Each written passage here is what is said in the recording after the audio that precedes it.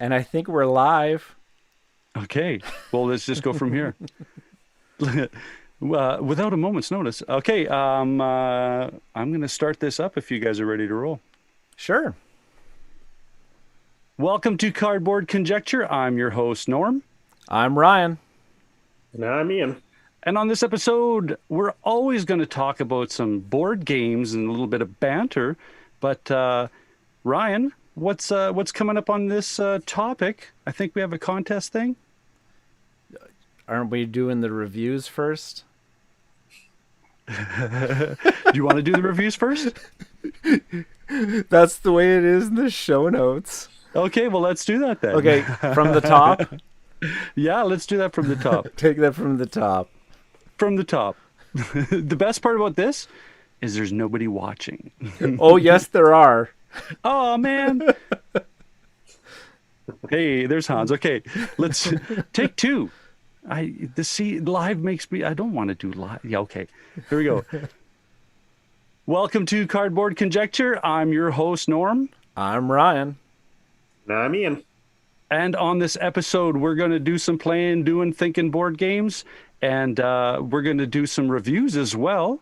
I'm going to tackle Rocket Man and Ryan and Ian.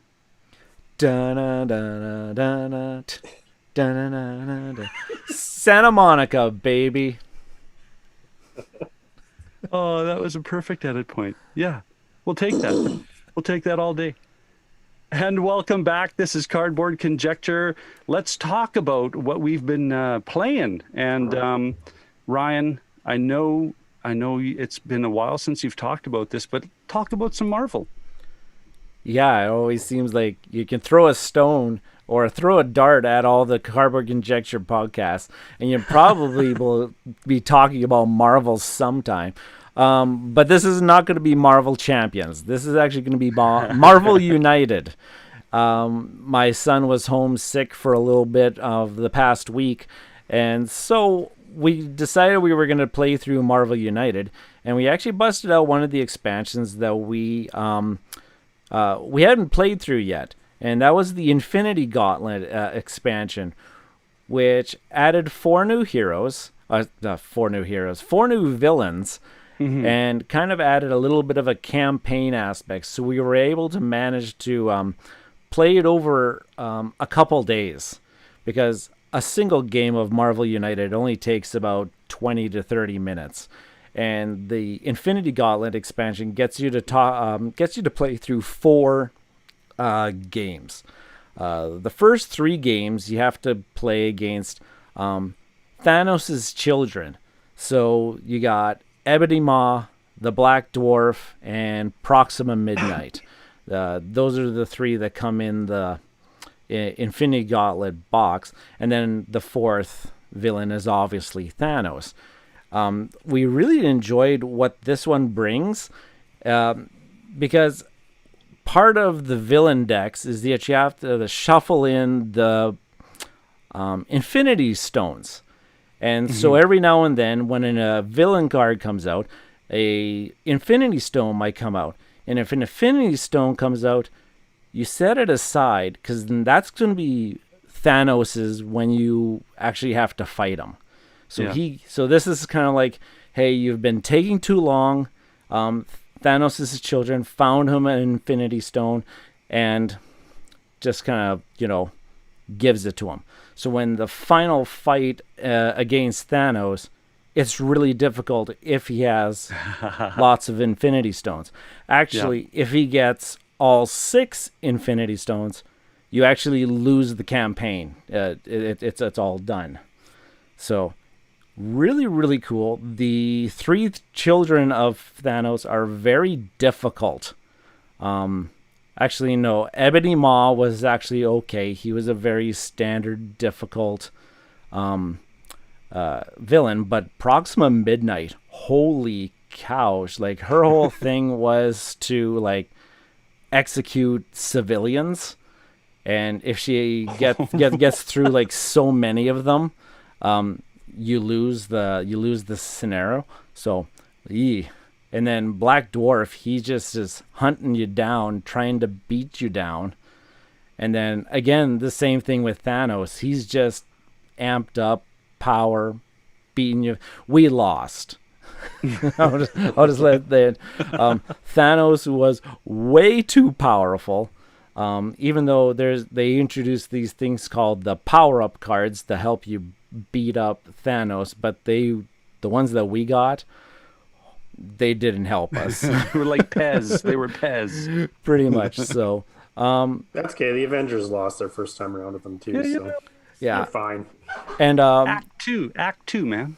yeah, and so in Thanos scenario, he has a whole bunch of different locations that come in just the expansion, and they're really, really quite cool because Volmir or Volmore, the Marvel fans are going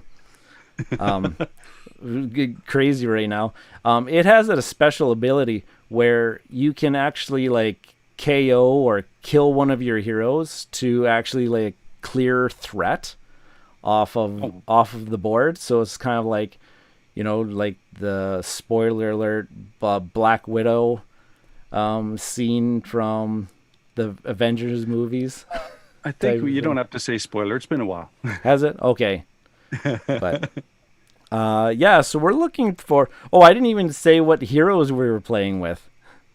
It was the most likely team up of Beta Ray Bill, which is kind of like an Asgardian folklore that's right. hero, Yeah. and Howard the Duck. Oh my goodness. Were I'm we glad doomed you right guys from got the beat beginning? Because it was Howard the Duck was part of the team to save the universe. So what does he burn you with his cigar? Like what does he do? I don't. He's actually got some pretty powerful cards, but at the expense of the whole thing about Marvel United is being able to play off the cards that were played before. His action slots for another person to use are blank. So it's actually really hard for somebody to piggyback off his because he's got actually pretty decent abilities. So they kind of had to nerf him because he's obviously the most powerful character in the Marvel universe. Exactly. Cool. So that sounded like a little bit of a obstacle. You're gonna try that combo again, aren't you? The heroes, no. We're not going to play those guys again. But it was a fun expansion. I liked what it brought to Marvel United. It actually really changed it up quite a bit. Nice. Well, I'm gonna jump in now, and I'm gonna talk about a game that I had an opportunity to play that I think the Kickstarter campaign just finished, and that's Distilled, designed by Dave Beck and published by Paverson Games. Not too sure. Yeah, it's basically a distillery. You're the elevated spirits, the scotches, the whiskeys, and what I really got drawn into with this one, obviously the theme. It loved me I like scotch. But what I appreciated the most is the attention to detail where mechanisms meets the theme of the game, right? So the idea, like when we're in Scotland, we had the opportunity to go see a lot of distilleries, and I always thought it was the distiller, the master distiller, would let it run off, and they would let the head and the tail of the batch run off because the heart is what's considered the best, the premium part of that brew. And in the game, you have your cards, you have your ingredients, and it's kind of like a recipe building. And then when you distill, you shuffle them all together. You take the top one off and you put it back on your tableau, and you take the bottom one off and you put it back in your tableau. Then you evaluate what kind of brew, what kind of level of ingredients there are, and then you look at what you're able to, according to your recipes, what you're able to create. And everybody by default can create moonshine and vodka, right? If you want to do more, like there's a bronze, silver, and gold categories of recipes that you have to buy right? There's this brilliant engine that goes on, and but you have to buy these recipes, and the recipes have specific requirements in regards to ingredients and the storage process. Sometimes it's just in a metal tin, and sometimes it's in a wooden keg, and sometimes it's a clay pot, depending on the brew and the recipe. Wow, this was so much fun. I played this solo, and what I appreciated the most was because me being the only gamer in my household, I play in a lot of solo games, so I see a lot of interpretations of what is a good AI system, and they use this cool, I would say, tableau of a stacked of cards, right? Objective cards. If you have 5 water in this brew, you get these points. And what you have to do from bottom level to top level is achieve events in order to trigger the next level of progress down this path. So you have to be productive, and you have to look at what you're able to pick, because once you pick let's say on this solo play tableau, once you pick an event and achieve an event, it opens up the tangent events to you. And then you can either go to the next level. Now, what I liked about this one for the solo part is at mid-play, there's a mid-level event that has a number on it, and there's an end game event that you have to achieve that has a number on it. Those 2 numbers dictate your target point to win or lose the game. And you can add more per level if you want to increase the difficulty. And I did. Man, this is a fun brain burner game.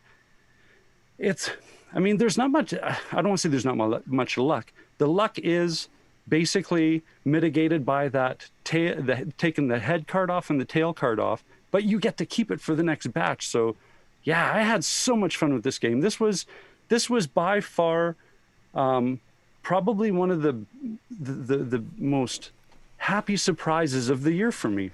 And thank you, Dave, by the way.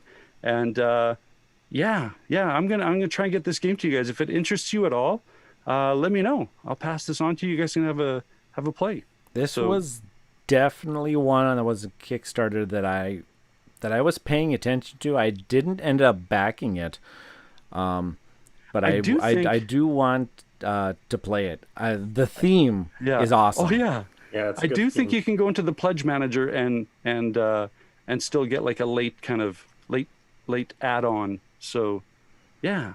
Good. Yeah, Good. I like late pledges. Yeah. So that was Distilled by Dave Beck, published by Paverson Games. I'm gonna go. I'll check the show notes. Ian, what do you got going on, man? We played Roots the other day, which has been a while, and this is the first time I broke out the Riverfolk expansion. Now, the Riverfolk expansion comes with 2 new factions. It comes with the Lizards and the Otters. We did not play with the Lizards because I thought it's been a while since we played Root. We got somebody in who has never played before, who's learning the game for the first time. We're just going to bring 1 new faction in, and of course, I wanted to play that new faction, so I did. I played as the Otters, which is like the trading company that goes along the river. And we also had the Birds, the Cats, and the Vagabond, who was whichever one is the cat that is wearing a pumpkin on his face for some reason. Anyway. He's being very sneaky at Halloween. Yeah. So we had a lot of fun playing it. The new player played as the Birds, and I think they liked it. Like, I think Matt liked it. But the Birds is a tough one. Like, it's a tough one to get a hang of. But he only lost his... That's the program card, right? That is. So you have to set up the cards, and then you have to do it every turn, and you have to add something to it every turn. Mm-hmm. And if you don't accomplish it, you go into distress or whatever it is they call it. He only did that once, which is pretty impressive for a first-time play. as the otters, thought the otters were really cool. So what they are is you get other people to give you their little warrior tokens that you will then use as actions. And if they give you those tokens, then they get bonuses. They can either use the river, like you, Yeah. because the otters can actually move up and down the river. Nobody else can, unless they pay for that ability. They can buy cards from your hand, and they can also, for one turn, use all of your otters as their troops. So that's the mercenaries action, which I don't think they used enough, because I'm like, that's pretty awesome. And I like strategically put otters all over the place so that there was always an Sleeper otter agents. somewhere. Right. Sleeper agents. Cylons. But I had to like beg and plead people to take these actions. Now, Ryan, I'm going to need your help on this one, because we had the Vagabond, and everything I could read, of course, the Vagabond is only one token. He doesn't have warriors, so it was like, well, the Vagabond doesn't actually interact with me at all. No, so is this faction not as good without the Vagabond, or is there something that I'm missing that they could have interacted? Oh, no, okay. It's been a while since I played with the otters. And from what I gathered, the Vagabond has very limited actions with the otters. Pretty much it's kind of like the exchange of cards is kind of like his big thing that he can do. But other than that, he's not really using the otter troops all that much to fight, because that's not his game style. Right. But I couldn't find any way in which he could interact. Like the root rulebook sucks. It really does. It's not good. Like, it's very confusing when you're trying to find something specific. They have like a thing, but it doesn't help. Yeah. Because all I was looking for is, okay, obviously if the Vagabonds are going to interact, there's got to be something different. You think I could find it? No.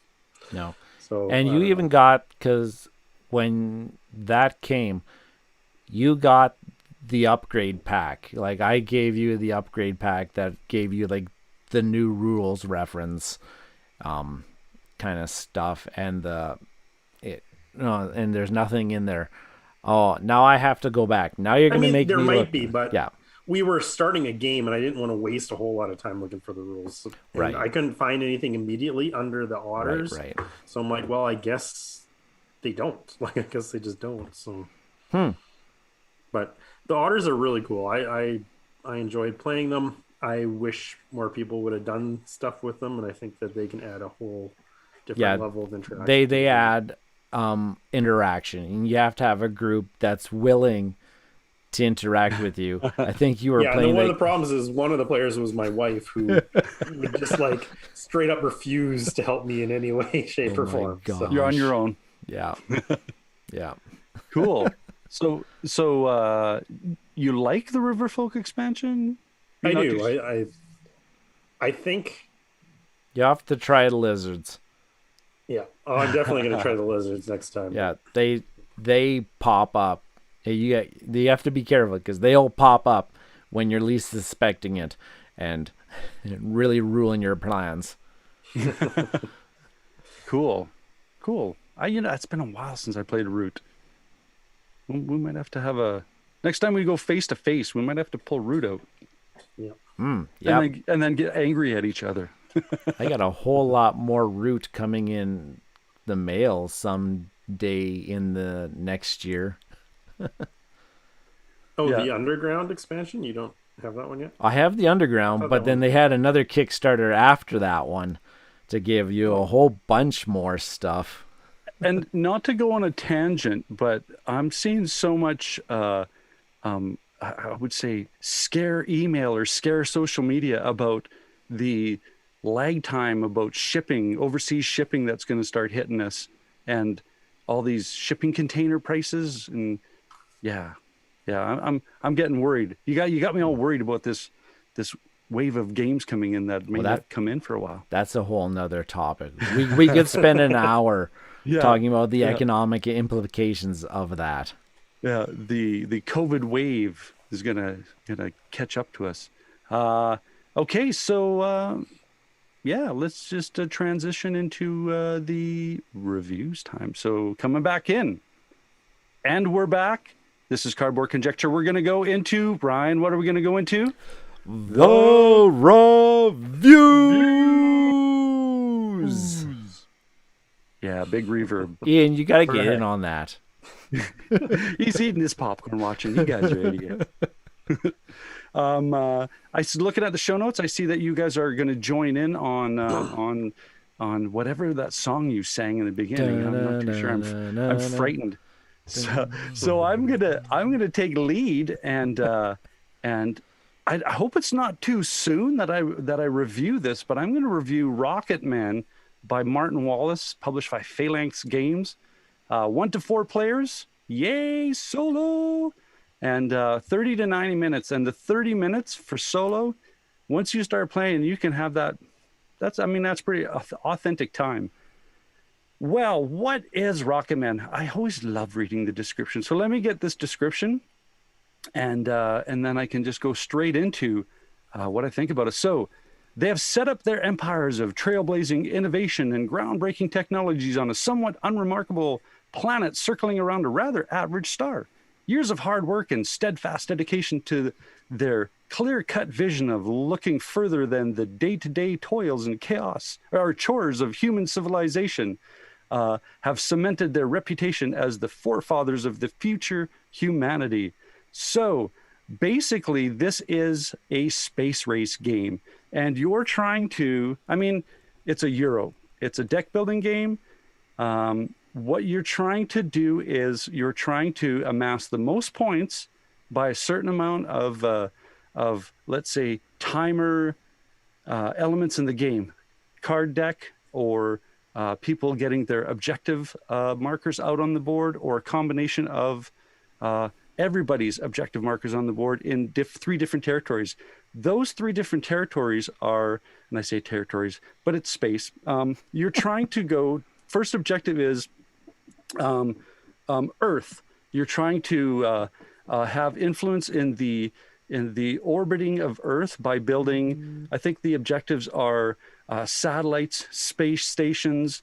I think there's one called a space hotel. And each of those, once you complete this mission, has a benefit that is a game-long bonus to your deck building system. And I'll get back to that later. The second kind of race objective is the moon. And again, the moon has 4 objectives: satellite, satellite, space station, and I think it's another space hotel. But without getting too deep into the details of that, 4 missions. Again, there are, for these missions, the first one that gets there gets a certain amount of victory points. Then the next people that get there get a lower value amount of victory points. You still get victory points, which is part of this amassment of the victory points going towards the end of the game. The last big one is Mars. Mars has, I believe, a reduced amount of missions, but those missions have an incredible comparative victory point value because of the amount of cards that you're going to have to amass to be able to make that journey. How do you amass these cards? It's a deck builder. You have a market. So in this market, you'll have money bonus cards, you'll have items, you'll have features. Also in the, like every deck builder, you have your fluctuating market that is most likely, and this one is one of the timers of the game. If the market goes out and all the cards are gone out of the market, that is one of the end game conditions. Like every deck builder, you have the generic market, and this generic market is cool. It's the engines that you get to buy for your spaceships. So each engine stage obviously is going to cost more as you're starting to progress and work on your own deck engine. Basically, the unique mechanism, I think, in this game is when you decide at the end of your turn, you can put cards into your launch area to prepare for a launch. You can buy from the market. And at the end of your, or you can, like just ditch your cards into your hand as like, discard your hand kind of thing. And at the end of your turn, you can launch. When you launch, there's a process to it, because you can abandon your launch if you want, if you start realizing that, you're not going to make it, because I'm not usually a big fan of randomness, but this thematically works to me. You have a launch deck. In that deck, there are numbers that progress you down the path towards Earth orbit, the moon, or Mars. And this deck ranges from like your bell curve, right? 0, there's one card of 0, and a big old 4, there's only one card of those. A 2 and a 3, or sorry, 1 and a 3, there's more cards. And then as you progress, I mean, your typical bell curve, the cards in the middle, there'll be more. The cards on the extreme ends of those bell curves, there'll be less. You shuffle this deck up, and on your mission card, it'll say, if I'm choosing a mission to go to Earth orbit to put a satellite out, and if I achieve that, it'll give me an extra engine that I can put into my tableau, which is there all the time. You have those bonuses as you go, which helps build this engine to get to Mars, right? So the mission, let's say the mission to the Earth orbit, you're drawing 3 cards off this launch deck. It's probably, if I remember correctly, it's 9 spaces to get there. In your launch preparation, depending on where you're going, you can add bonuses to get like technology to push you up this track before you get to launch, so that you're mitigating that randomness as you're drawing from the deck. Yeah, that to me, that is the unique part of it. It's like that whole Quacks thing. I'm just gonna keep pulling cards until I bust, right? But this, you have a certain amount of range of cards. Now, what I had said before is, as you're pulling cards, you can abort a mission. If you abort a mission, the formula is 1 less card than the amount of cards that you have. So you look at your launch and go, okay, it's going to cost me maybe a booster engine, or it's going to cost me, this item at launch, and I have to put it back into my discard pile. If I do a mission and it's unsuccessful, I have to get rid of all of the cards that I've prepared in my launch and the mission. It's basically everything gets scrubbed. I have to start all over. Playing in solo mode, that's game over. You've just completely, the AI is going to take you off the rails. Speaking of the AI, very cool in this game. The way that it's a deck drawn. The AI is going to this planet, or this, let's say, celestial objective, and then the next card is the mission, and then there's a number that you say, okay, this combined number, they're already this far way down the track. So sometimes it's panic mode when you're playing this solo. My conclusions. Well, I'm a huge fan of Martin Wallace, and he does cards right, in my opinion. This game, yeah, I mean, that was my first draw to pick up this game, was the designer. Then I love my deck building. I love my race. So all these things are falling in place. I think the biggest indicator that I'm having fun with this game, I think I've played it 10 times already. And I maybe bought it a week ago. So, right. Oh, wait. Oh, you bought this one. Yeah, the biggest one, Ryan, I sleeved all the cards. Everybody just saw me go out of my chair because Norm never sleeves his cards. Yeah, but this one, oh yeah, the edges were starting to get buffed, and I twitched a bit and went, Kelly, this is a keeper. So if I'm sleeving cards, yeah. So basically, my final conclusion, if you like the theme, if you like deck building, and if you like, I can only imagine what this would be like with other players around, because it's going to be a lot of bumping and shoving for cards and for trying to launch and get there before the next person gets there. Yeah, this might be the game for you. And for me, it's in the middle shelf, having potential to jump up onto the top shelf, because I'm anticipating what a group play is going to be like. So that is my review of Rocket Man by Martin Wallace and published by Phalanx. Gentlemen, So does your input. version? So does your version have all these really cool miniatures that I'm seeing No, on Board Game you Geek? you could buy that as an add-on, but for me, well, no, but for me right now, I'm like, okay, show me what you have, and then if I want to invest in the bling, because I looked at it already. Don't get me wrong, I checked that out already. Oh yeah, I saw a big stack at Dragon's Den with like neoprene player mats, like miniatures, upgrade pack, and But oh my goodness, all of those aren't necessary for you to have a good play on this game. Ian, base game, chits, done. I mean, it's the engine is there, the game is in the box. But appealing to Ryan's side, yeah, you got all the little minis and the mats and. Because I am very interested in this game. I saw it on Kickstarter a while ago, and I don't know why I didn't pull the trigger. There must have been some other projects that were going on at the same time, and I said, yeah, I'll have to let that one pass. I got a really great... That's 2 games he's mentioned, Norm, where he hasn't kickstarted something. Hey, I'm in fever. No, I'm in therapy. I'm in therapy with... I'm in therapy right now with Rob from the Meeple Dungeon and Jason from Dice and Dragons on our Kickstarter Excess or Value YouTube show, because, man, have we talked each other out of backing a lot of stuff. It's been very therapeutic. Hi, my name is Ryan, and it's been 5 weeks since I bought a game on Kickstarter. It's been actually longer than that. Far, Norm. It's been longer than that. 5 hours.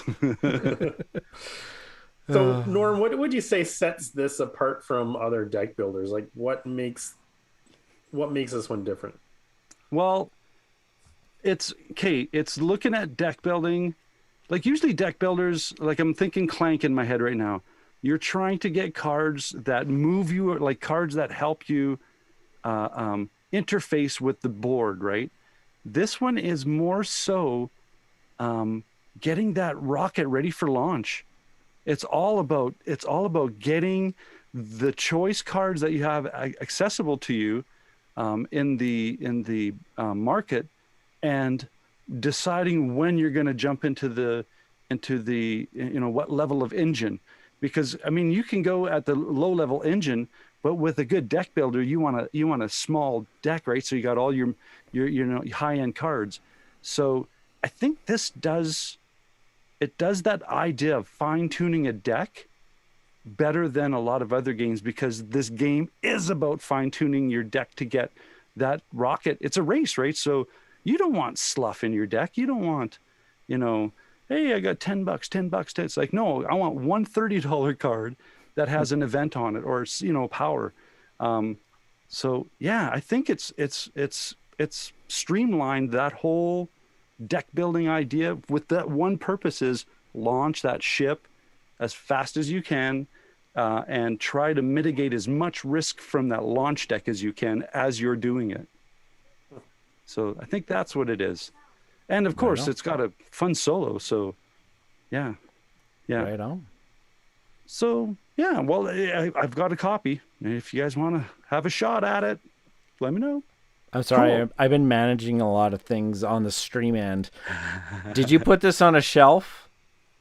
I put it on the middle shelf. With the potential of going to the top shelf once I play with other people. Gotcha. Yeah, because it's good. That market is going to be ruthless, right? Because I mean, you'll be everybody's going to look at cards and go, "Oh, do I have the money? Do I have the money? Come on, get that! Yay! I just pulled enough, money in my hand to." Yeah, you guys will like this. I know you will. Nice. So let's move on. Perfect. You guys have got some California.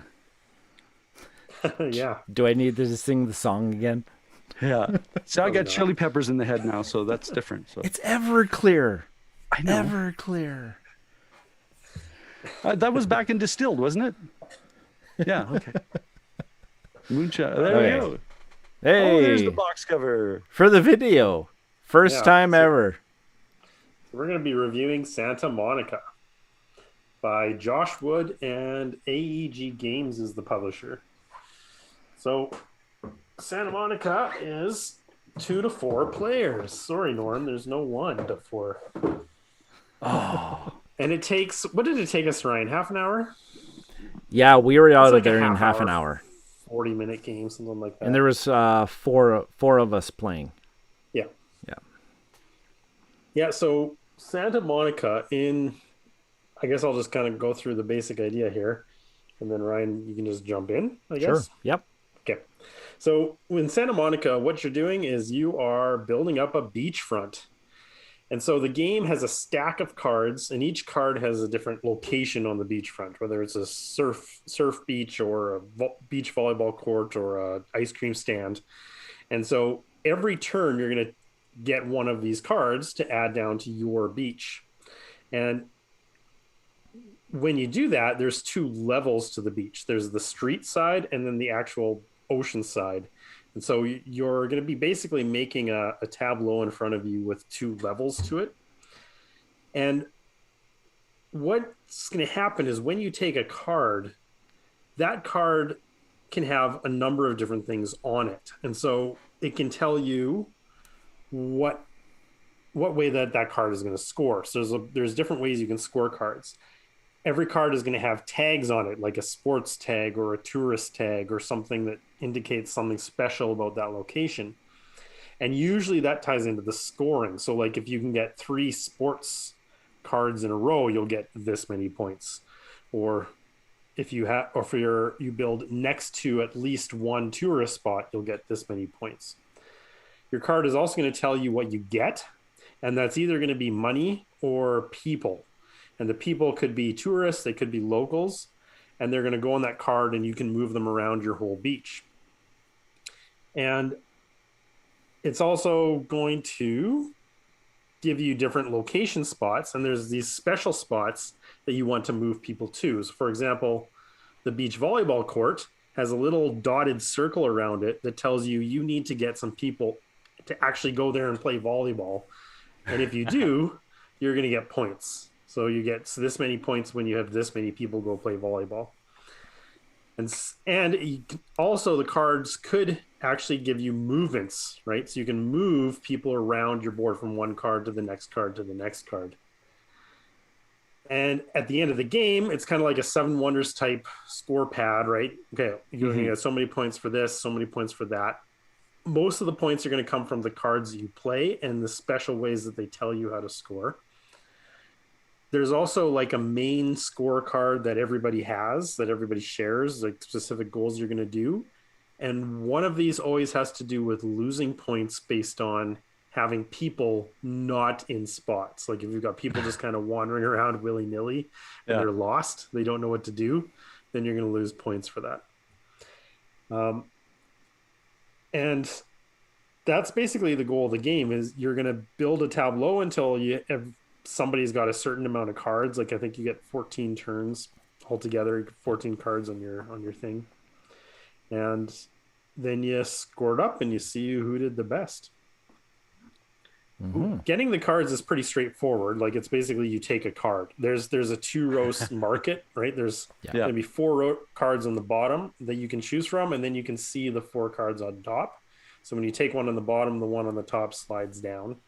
So you can kind of see what's available later on. Is there an economy of payment for these cards, or is it just pulling one from the... Okay. Everybody's going to get a card. Yeah, so you kind of consider it's a drafting game. Okay. You can see the cards available, and when it's your turn, you just draft a card. Okay. And is there any kind of rules where if you go deep from the head of the line that you have to pay resources? Yes, like some of there these? is. Oh, okay. So you're going to get... There is money in the game. You don't get a lot of money throughout the game, but there is some. And what's going to happen is every turn there's going to be 2 different special actions that you could take instead of taking a card. And those special actions will let you take a card, but they might let you take a card from back, or they might let you take 2 cards. And as well as they'll also usually let you move people, which is pretty big too, because you want to get your people moving around too. So you can buy the special actions. Cool. Yeah, it's a really neat game, and the part that I really liked about it is it's a resource management game, but the resources are the actual people that you're moving around on your, well, essentially it's the Santa Monica Boulevard that you're moving them up and down. And I really like that there was, I think there's three different or four different. I'm People? losing it. Yeah, the people. Yeah, there's three different people. Yeah. The VIPs that start on the board, and they gain you points based on different locations that they actually visit. Right. And your starting card tells you about that. And then there's tourists, and then there's, oh my god, Locals. the locals. Yeah. And some spots actually only require one or the other. Like, Right. and then I like drafting the ones that allow you to put anybody into certain spots because it's a lot easier to move those people, and everything like that. But I thought it was really, really interesting. I really don't know anything else that I've played. Like, all the aspects of this game are very familiar, but I haven't played a game like it at the same time. It's really hard to make a comparison of, like, it's got the card drafting. It's got the things that you're moving around the cards. It's variable scoring, like variable paths to obtain points. It's and you're building a tableau the whole time, right? Yeah. The whole tableau is your personal player board that you keep adding on to. What I like is I like how much heavy lifting the cards do.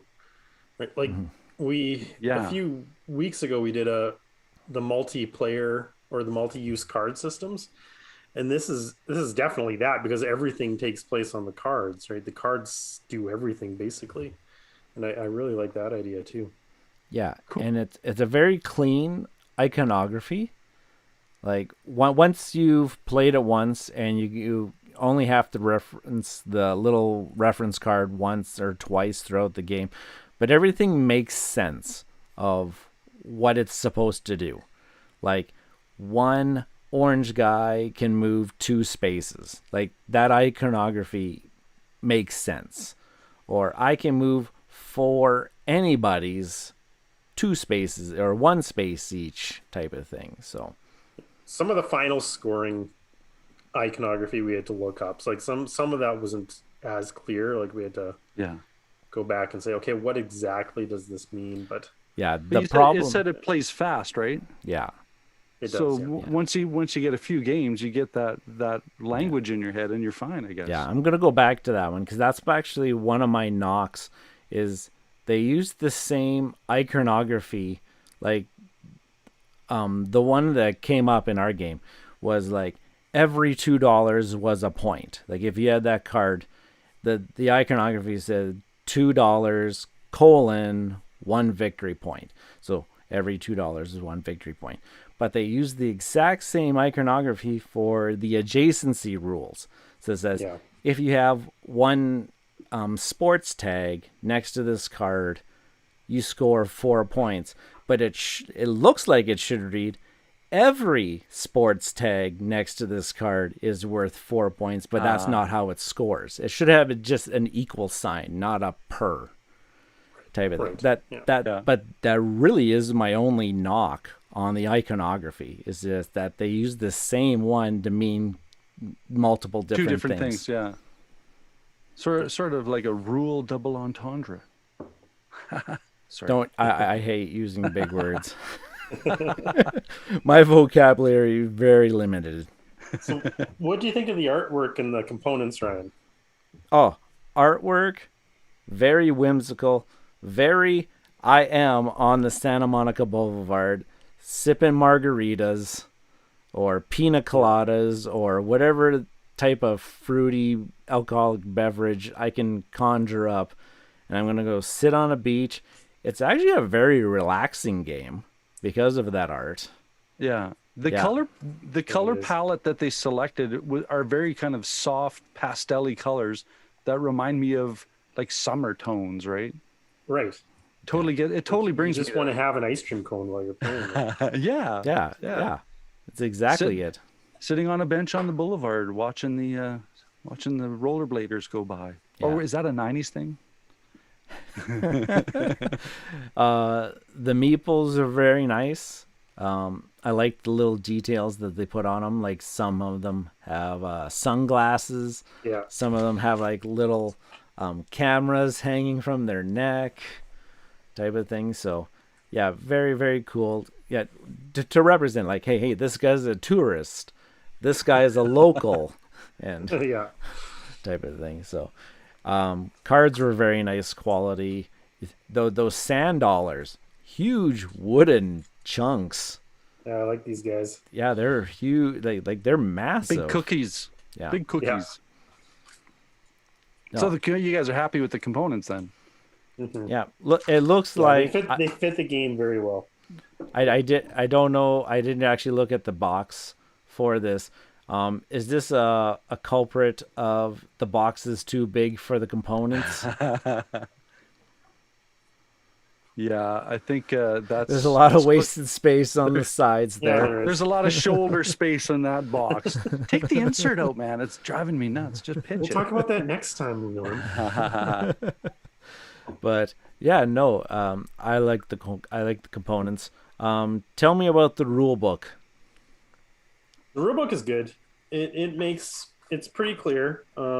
Really lots of pictures, easy to go with the flow, right? It follows the flow of the game really well. Yeah, good rulebook.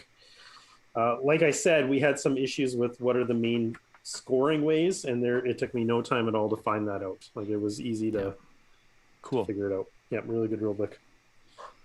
Yeah, it seemed.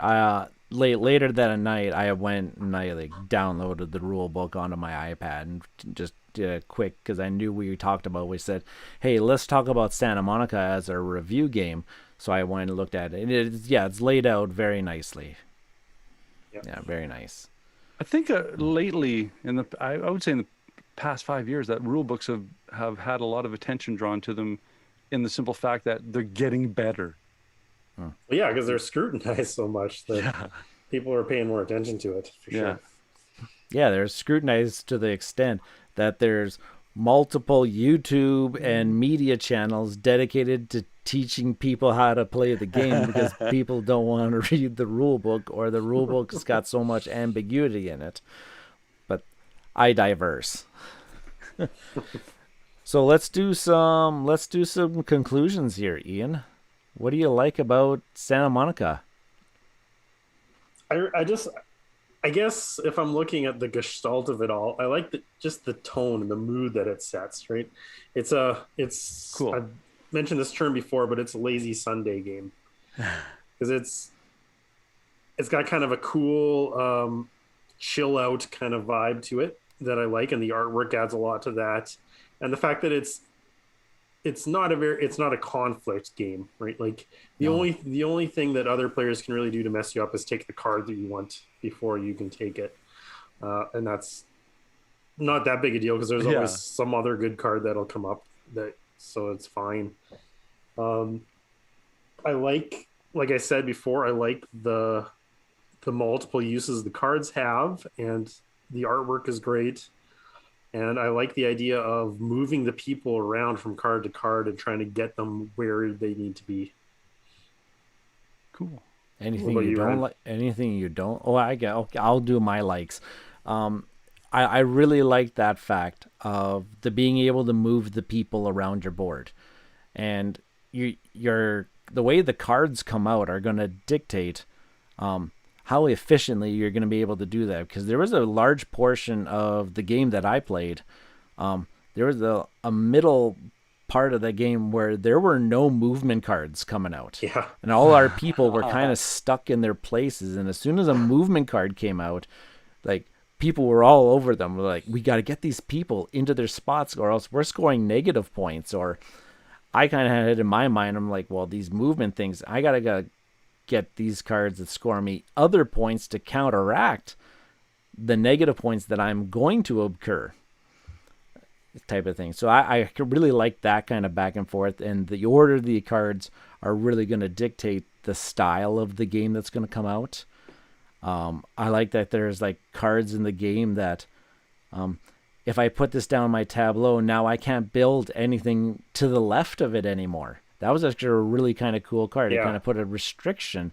It was a really good card, but it put a restriction on my tableau now. I can't build anything in one direction anymore. I like the chaining. We didn't really talk about the chain. There's the one way to score points is the chain similar icons next to each other. But you have to have the chaining card in order to score those points. And being able to have that little visual, the visual aspect, the spatial aspect of putting down your cards really, really mattered. And I really like that part too. Yeah, it was it's very clever. I felt clever at times. I'm like, ooh, I grabbed that card and I put it here and, oh yeah, look at all the points I'm going to score. And I just kind of sit back. I'm like, ooh, that was a good move. Little tap on the shoulder. Well done. Well done. Yeah. Cool. Anything you don't like about Santa Monica? Well, I don't know that I'd say I don't like it, but it's a straightforward game. It's a little bit of a lighter game.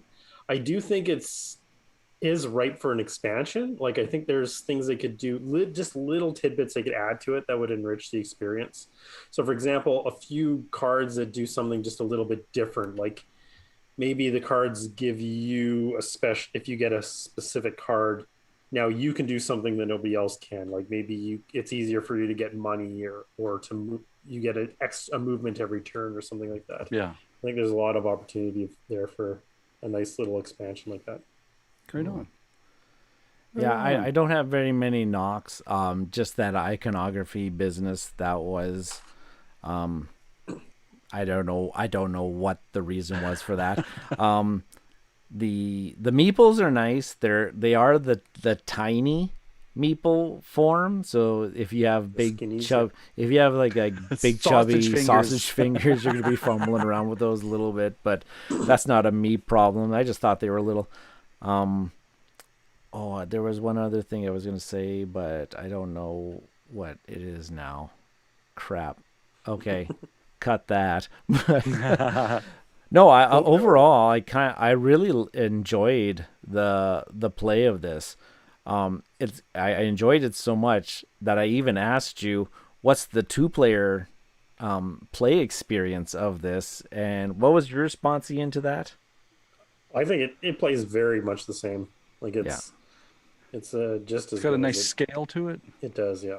Yeah, nice. Yeah, because I do have this in one of my online game carts currently. Just got to get up to some free shipping. It wouldn't be an episode if you weren't accumulating some. Yeah. No, I really enjoyed it, and I think it's a game that Jen would enjoy as well. It all those positive things. It's a lighter game. Like it's not a brain burn. There just a couple times you're just like, how am I going to get that guy? Like that's like 6 cards away into a scoring spot, because all these other scoring spots are already full, and if they're full, they have no room for anybody else. And so, yeah, but it was a really good game. I really enjoyed it. All right. Well, what's your guys' final assessments? I'll let Ian put it on a shelf because he's the one who actually physically owns it. Well, physically, it's on the top of the shelf because that's where all my new games are going now. But because that's all I've got space for. But I would say it's a middle shelf game. Yeah. Okay, cool. Middle of the road. I could see it being a middle of the road. I don't think this would be a game claim. It's not making my top 50 list any year soon, but it's very enjoyable. I really, really enjoy this type of game. I like you gave it that term. It's a nice Sunday afternoon game. Yeah. Cool. Yeah, well, I believe some of these other shows out there, they're starting to say the term welcoming game.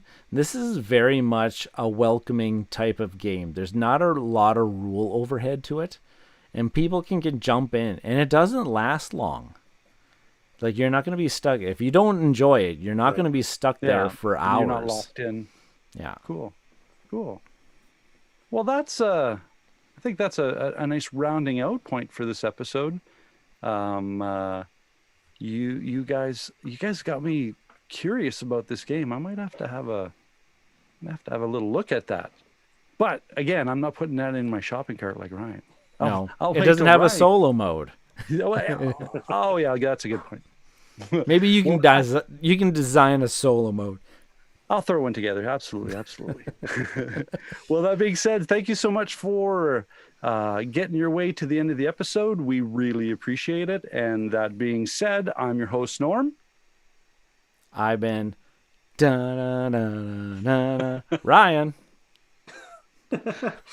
And I'm going to go get some ice cream. I'm Ian. And we'll catch you later. Cool. Hey, we can't take any breaks in between episodes anymore because we're live. Oh no, I can switch us back to the old screen and say, "Hey, everybody in the chat, we're just gonna take a brief break and we'll come back." Do you guys want to take a break? I need some water. Okay, so let's take a 5-minute. Sure. Be back in 5.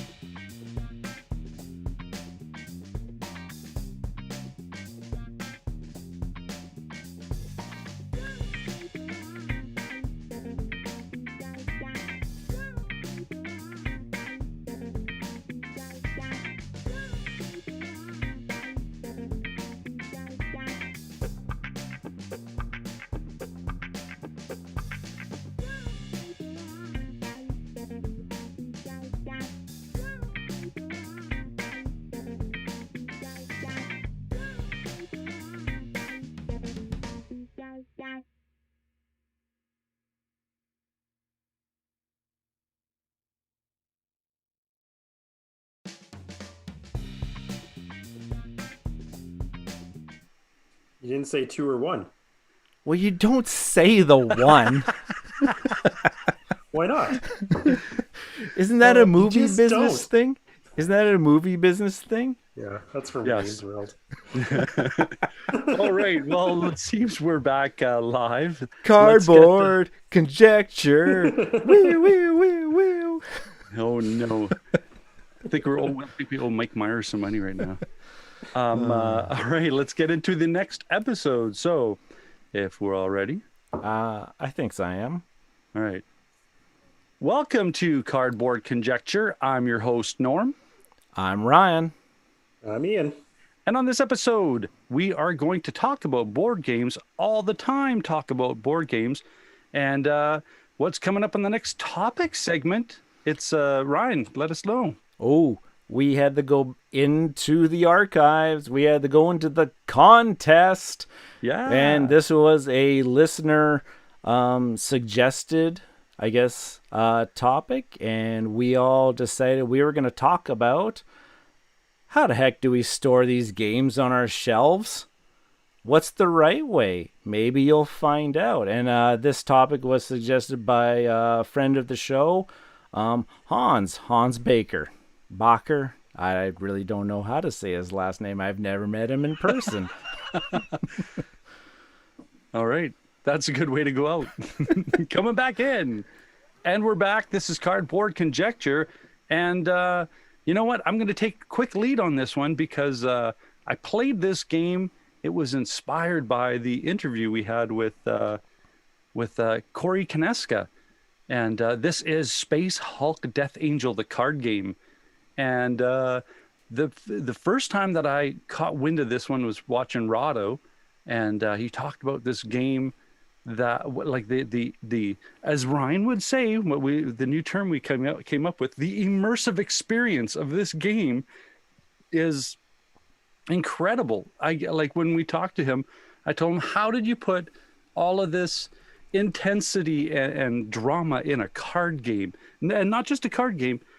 It's a hallway. You're basically the cards, a stacked hallway of your soldiers, and on the sides of them are the doors or the vents or the rooms, and that's where your aliens will jump up and down, attacking you from the sides. Now these aliens are crazy because the way the card dynamic and mechanisms work, they're bouncing all over the place, and I think he Rado hit it when he described this as Aliens, like the second movie, Aliens, the card game, because you remember in the movie when they have that blip, right? It's like, oh, they're all over us, they're around us. That feeling of they're all over the place, man, they're all over the place, they're around us, is in that card game as you're playing it, because you're going room to room and you're trying to get through that stage, because if you could push through, you get to leave the aliens behind sometimes, or you get to, set them up and blow up a room and lessen that, because they keep going. I've played this. Oh man, I can't even count the amount of times I played this, and I can count on one hand the amount of times I've won, which to me is a good metrics for a challenging solo game. I've played this at 3-player, and at solo you get the minimum count of players, right? So it's a nice tight game. I played this 3 players, and holy, the immensity of the anxiety that's going on each round is insane. This game as well. You know what? Oh, here, look, we're doing video. Oh, my camera. I got the whole, it's like, You're trying to be all fancy and show us all up. And show us. No, it's not good. But it is based off of the Warhammer 40K series. So as far as the characters go, I don't have a clue. As far as the clans go, I don't have a clue. But they're awesome characters, and they got cool special powers. And yeah, for me, through the lens of the second Aliens movie, I am immersed, hands down. This game. I just watched that movie this weekend. Oh man, I don't know which one I like better, the first one or the second one, because there's just two different stress levels going on. Yeah. So yeah, this is and I'm sorry, but I think this is a out of print game too, which a lot of his games are. Sadly said. Well, it's because Fantasy Flight Games lost the rights to like that's right. Warhammer and 40K and a lot of those different licenses that they did. They don't have the rights to produce them anymore. Yeah.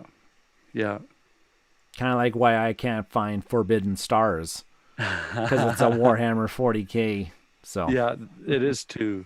So, yeah, that was Space Hulk Death Angel, the card game. And, of course, gentlemen, if this interests you, I'd be happy to lend it to you. You've had it for a while. I've had this for a long time. I think it's one of the first games you got when you got into the hobby, actually. Oh, yeah. I mean that phase of the hobby when you get into it and you realize this is awesome and you just go by the shelf and just start tapping stuff into your cart as you're walking by. I want this one. I want this one. I want this one. I don't know what that that's like you on Kickstarter. I want this one. It's like now you just like get a little thumb press and I just did that today actually. It just went boop boop. So yeah, who wants to go up next? There's some Heat and then there's I can some go next. Yeah. Sure. I've seen this game tons. I've never played it. I'm so curious. Ian, I can't remember if I've talked about it before. So we played Scoville the other day, which is a game about peppers, chili peppers. And you're growing peppers in the garden. So if you want a game about gardening, here you go. Scoville is an interesting game because you're growing these peppers, but there's like different levels, right? So the peppers are all colors. And I'm not as much of a horticulturalist to know all the different types of peppers they could be. I guess you could assign them different names. This is a banana pepper. This is a jalapeno, whatever you want. Scotch bonnet. Yeah. But, well, it does have ghost peppers, which I hear a lot about. So, and the ghost peppers are actually like this translucent, cool plastic meeple, which is awesome. And so in the game, you're planting peppers, and then your gardener, you're moving him between the peppers. And the interesting thing here is that once you move between two peppers, depending on what color those are, they're going to crossbreed and create and give you something new. Ooh. So like, a red and a yellow pepper is going to give you an orange pepper, and an orange pepper is a level above. They're a little bit better. And then there's another level. Then there's like the black and white peppers are above that if you cross between like two orange peppers. Cool. And then what you're aiming for is to get a black pepper and a white pepper together, because then that gets you a ghost pepper if you can move between there. But the idea of like, building the garden and you're doing that collectively, like everybody is adding peppers all over the place, and then finding out what are the best routes to get the best peppers. And that idea of the crossbreeding is really neat. And is that like attributable to points? Like if you get... Yeah. So what you're trying to do is you're trying to make chili recipes. And so you're like Flanders's 5-alarm chili and stuff like that. Right. And good old Ned. And so what you're doing is you're like, there's a whole bunch of recipe cards and you have to get the exact amount of peppers. And so that's what you're kind of aiming for. Cool. Try to get... And the best, of course, the highest point ones are the ones with the really hard to get peppers. Yeah. Yeah, this is a really cool game. It's even got like a little hidden bidding phase to it, too. I can't remember what we're bidding on. Yeah, because turn order is important in the game. Yeah. And that's what you're bidding for is turn order. Like that's right. You're bidding for when you're going to go and... Now these recipe cards, is there like a market that you pick from, or does everybody have a hand, or are you drawn from a deck? It's a market, so you draw so many depending on how many players, and then that's all there is for the game. Like there's and then you know everything that'll be available the whole game, so you can kind of plan. Are you able to like watch what other people are trying, like looking at their recipes in front of them and looking at their gardeners and going, oh, they need to go here. If I go there before... A cool thing about this game is that everything is like hidden information. There's like, you have a little player screen that you keep your money and your peppers behind. Oh. And so you can't see what... You have to try to remember what people have been collecting over the course of the game too, so that Yeah, there's no sniping or like intentional sniping, unless if you got a really good memory. Well, what was your name again? Oh, sorry. I'm looking at a picture on BGG here, and I just saw that they have screens. And the moment that you have hidden information, you've called me intrigued, man. Unfortunately, this is a Tasty Minstrel production, isn't What does it? that mean? Why Well, is that unfortunate? Tasty Minstrel went out of business. is out of business. Their Oh, I did games not know aren't that. being their games aren't being Okay. produced anymore, unless if another publisher Somebody might pick this up. somebody what's it- might be able to pick it up. Yeah, or if there's one on the shelf, like it's not like they're going to pull the stock kind of thing. Oh no. If Interesting. people have it in Yeah. stock, they're going to sell them, but there's going to be no more new copies. So In the immediate future. yeah, well, I'm looking at the picture. There's a lot of cubes. I like my cubes, so that might be a. The pepper They're not- meeples, the They're not peoples. cubes. They're shaped as peppers. Are they they're shaped actual as peppers? Yep. Yeah. Oh, nice. Pepper eeples. Right on. Well, you know, yeah. I might want to have to have a play at this. We might have to have like this round table interchange of okay, you play this, I play this, you play this, I play this. Isn't that called a math trade? Well, no, when not games not have it it in keeps, stock. man, not Oh, for keeps. just It's still in this stock in places though. Yeah. Like I'm finding it online. You can still get it. Perfect. Snatch up all those Tasty Minstrel games right now because I think lots of them are going to be collector's items. And was it Capstone? Well, speaking of Capstone, did they pick up Orleans? I heard somebody. Yeah, okay. Capstone Games has the rights Nice to transition. Orleans. Right. It's like a handoff, quarterback handoff to the running back. Right? Because Capstone Games is hot. Like they're like the publisher. They actually kind of remind me of what Tasty Minstrel Games was back in the day. Like everybody wanted to buy Tasty Minstrel Games because of the outstanding production, great quality of game that they were putting out. And Capstone Games is doing the exact same thing. Right now, they have a bunch of pre-orders up that they just announced just not too long ago. One thing that I'm excited for is a Maracaibo expansion called Uprising. And oh my goodness gracious, let's take a look at Maracaibo Uprising. The first big expansion for Maracaibo, 5 modules that you can put into your games, like I don't even know. New co-op, a co-op mode. You're so excited you can't talk. I'm just jittering. Co-op mode, a new solo bot to play against, and they're describing it as rescue freedom fighter Lusa, and support the uprising, drive out the European nations, and play against Jacques or Jean in a solo scenario. So the uprising, you're pushing back those colonial people trying to take you over, and you're just like, no, get them out of here. Yeah, that Spirit Island influence. Yeah, the island fights back. Nice. So, yeah, it looks really cool. I really enjoy Maracaibo. We played through the story campaign. Well, and all three of us had a game of it. We had a game of it. It was one of those games that was really super hot, and then kind of like you don't really hear people talking about it anymore. But now that the expansion's coming out, people are going to start talking about it again. Along the same lines, they just announced one of our favorite designers, Alexander Pfister, is coming out with a new game called Boone Lake. And 1 to 4 players, Norm. It's got a solo mode. Yay! Yeah, everything does these days though. Advertising a playtime of 40 minutes per player. So higher player counts is going to be a little time investment. It says his newest complex game that sees you making decisions to better your life and the settlements of life. Explore the landscape, build houses and settlements, raise cattle, and develop an infrastructure. Consider your actions very carefully. Your opponents will also be able to benefit the action that you choose. So a very Puerto Rico-like thing going on there. Each action determines how far you can move your ship along Boone Lake. So I think that idea of that Puerto Rico thing where you do an action, everybody else, takes that same action, that's going to mitigate that downtime. Because when you were saying it's 40 minutes per player, I'm like, oh man, these are one of these games where you just don't want to play a full count, because you'd be like, okay, I'm going to go for lunch. Let me know when my turn comes.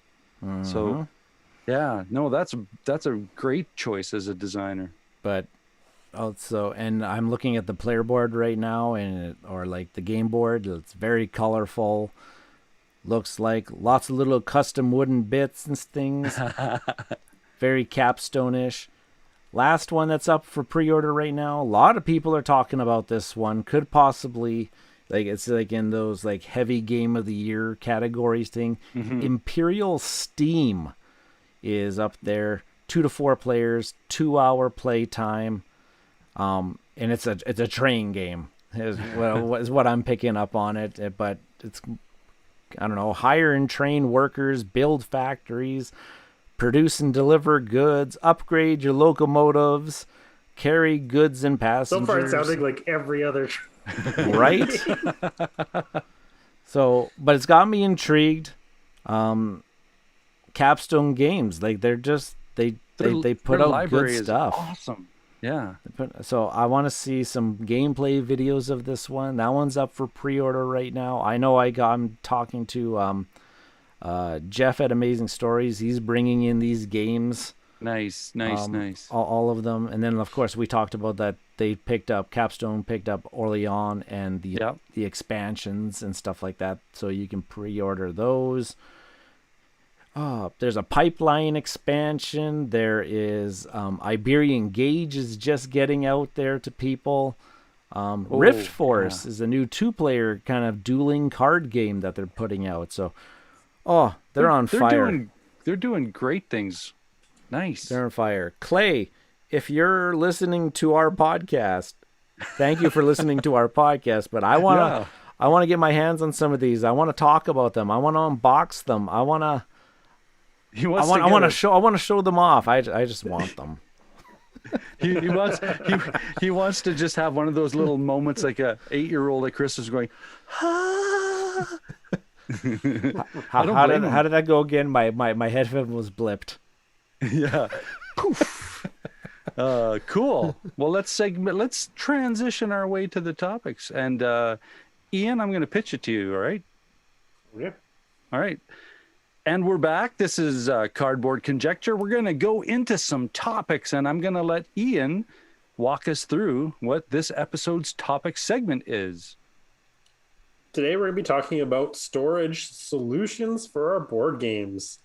And we're going to be talking about the mega how do we store on our shelves, and we're going to shrink it down into how do we organize inside the games themselves. We'll kind of look at the whole gamut there. For me, it's like sponsored by Rubbermaid. Rubbermaid? Well, storage, right? Oh. Storage solutions, Rubbermaid. He's got his head wrapped in cardboard right now. Now I got like the Storage Wars. We're off on a tangent already. I want to see a locker of board games. $5. Now he's talking unicorns. All right, Ian. Okay, so should we talk about game shelves first? Let's talk about our shelves. Yeah, I think we have to talk about the shelves, because that's really going to kind of define how someone's going to actually store the actual physical game. Sure.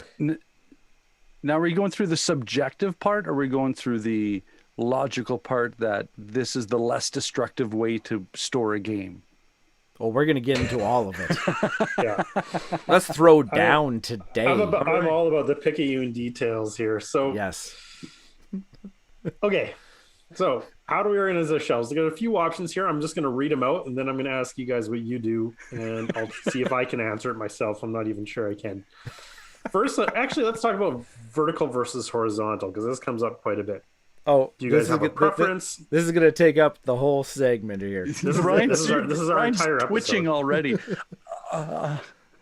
Right? Okay. Ryan, what do you think? Okay, so if people are actually watching this on Twitch right now or YouTube, you can kind of see how I've been storing my games, and Like artwork. okay, that's one thing. Friday Night Games did a mini segment on this quite a while ago, and they are works of art. The box covers. There's been artists that have been hired, so that's kind of how I've been displaying them. Now this is also in a room that usually only I visit. Not very many other people actually come in here, other than my wife right now. She's kind of taking over the workspace, but I'll get past that. But Don't worry, I'll edit that out.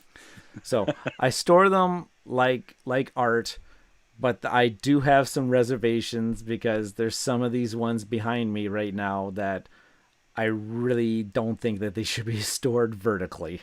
You can feel the cards sliding out of the holders and dumping into the front of the box, can't you? Right. If you're gonna go with the vertical storage, you gotta make sure that the components inside the game are nice and tight. Like, you got to have the baggies. You got to put all your components into baggies, and you got to kind of organize them so that the heavy stuff's on the bottom, and then the not so heavy stuff is up there, and the middle of the lighter kind of stuff is in the top of the box.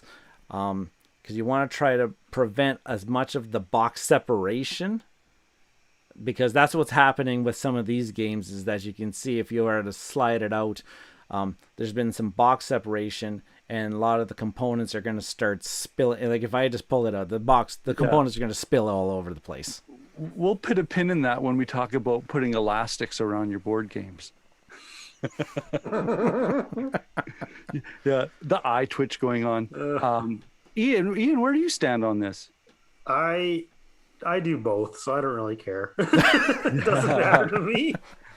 Okay, but if I just you try were to to make talk, it fit however I can. I would say horizontal is better, simply for the same reason that Ryan says, is that you don't have nothing shifting.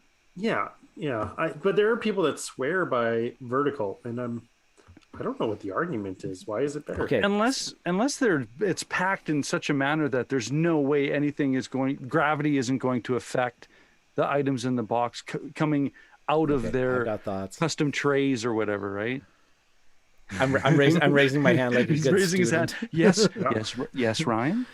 So, like, I understand because you can see my Lacerda games. Whoop, right, yeah, there they are. They're all stored vertically. They have nice storage solutions in them, but I like these people that like to do them vertically, kind of like, think of it like a bookshelf. When you store your books, there's always this spine facing out type thing. So it's aesthetic. And it only really works that way if the boxes are nice and tight together. Yeah. So that you don't have that box separation that I'm talking about. That air gets in there. And then everything starts spilling out when you take it off the shelf and everything like that. So, interestingly enough, what you've just described, because I'm looking at my collection, and the majority of my collection is horizontal, but the only ones that are only vertical because they just fit in there perfectly, right? Right. To come back to Ryan's idea. So I've got a shelf. There can't be any slop. Can you see it just over my shoulder here? I got this shelf. It's the odds and ends shelf, just because it's got Concordia there. I'm not storing vertically. Yeah. There's no sense in it. Yeah, it's too tall, too heavy. And then there's some games that are kind of like sideways vertical, just on top of that, just because they do fit, type of thing. Yeah. What I find is in my shelves, most of my cubbies, I can stack a row of horizontal games, and then there's usually enough space for one vertical. Yeah. And then that fills my cubby. So that's usually what I do. And there's just enough space for that vertical so that the box doesn't open up and let stuff drop. And now game publishers and developers and the box art people do a very good job of triggering game collectors, because they'll do things like number the side of the box, like Aaliyah Ravensburger does. You got your big box collection, the series of 1, 2, 3, 4, and I like to display. I would love to display that I have all of the numericals in order and everything that. Because let's face it, some of the front boxes are kind of plain looking. I wouldn't really care. Plain looking euros? No. Yeah. like if you had the choice, Norm, you would hang that Hansa Teutonica piece as an artwork on the wall behind you, type of thing. Absolutely, yeah. Yeah, just as a reminder as, hey, I have a shot at being an artist too. One thing I think that the game publishers do a really good job of, though, is I've been noticing that a lot of them on their spines have usually like 3 spines that are designed for horizontal stacking, but then they'll always do 1 spine specifically for a vertical stack. That right? book spine, yeah. And I think that's really cool. I really like the way they do that. Well, they put some, says they put some thought into it. Yeah, because there's a huge divide amongst horizontal storage versus the vertical storage. Okay, let's go into the horizontal. I would like them to put a little bit more into the actual images on the box and make sure they're not really stupid looking. Like my Eclipse, for example. Because everybody thinks about the box cover, but you got to think about the artwork on the spines, because that's what's usually showing in the game on the game shelves. Yeah. So make that look the best it can be. Yeah. Don't have a stupid alien with a elephant trunk. Then okay. So now anyway, with the horizontal storage, no, you're still on it. No. Okay. So I had worries about the vertical storage, about the box separation, blah blah. Horizontal storage, you got to make sure you're putting the heavy game on the bottom and the lighter games on top. There is, I've had crush factor. No, there is. It's real. I've accidentally put a heavier game on top of Tokaido, and my Tokaido box caved in. Oh dear. Yeah. And that's also my fault. I didn't actually understand. But also the Tokaido box is a little bit larger too, so that the Ticket to Ride heavier size box went in right in the middle and caved the middle of my Tokaido box. Isn't Tokaido a light game to begin with? Dun dun dun. Loved it. Ian, take us through these bullet points. All right. Wait. I'm not done. So how this will be a 4-part series. But okay, so if you're putting them in horizontally and you want to bring out a game for game night, there's that wear on the box of sliding it out from underneath these other games, especially if it's one that's on the bottom or in the middle, and now you're starting to whiten the cover because you're sliding it in. Because you don't have that if you store it vertically. You'd be like comic book sleeving your games, man. Okay. So Ryan started off on the horizontal side, but now he's all about vertical. So I obviously do a whole bunch. I'm just like you guys. I do however it fits, and I like to store the artwork on the outside, but these are things people need to think about when they're storing their games. Choose a style. Well, these are things people can think about. I don't know if they need to. If they've got nothing better to think about. No. We're talking about the hardcores here. Like this is who we're. Good point. Okay, so we've got the physical stuff done now. Let's move into No, I'm just kidding. All right. So when you're putting your games on your shelves, do you think about like what games go where? So now with our reviews, we talk about our rating system is like top shelf, middle, but I don't think any of us actually do that, right? Like we don't. Yeah, no. So it's a theoretical evaluation. How do you guys organize? Do you go alphabetical? Is something I really want to try, but I don't think it would work very well. Do you do like publisher sections, designer sections? Do you group same themes together? Do you group the same mechanisms together? Do you have the colors? Do you have a color scheme running through your collection? What do you do?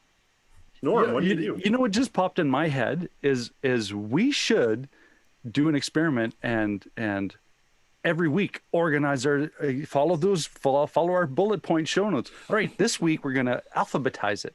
Next week we're gonna. Whoa. I can't do that. My game collection is your guys' 2 game collections put together. I have no time for that.